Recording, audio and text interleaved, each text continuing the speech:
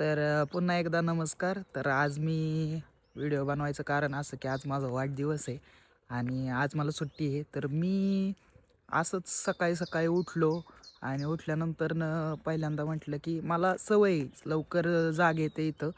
तर इथं 4-4:30च्या आसपास सूर्य उगवतो आणि रात्री 10:30च्या आसपास मावळतो. तर सवय असते इथं. आम्ही फिरत असतो जास्त करून बाहेर.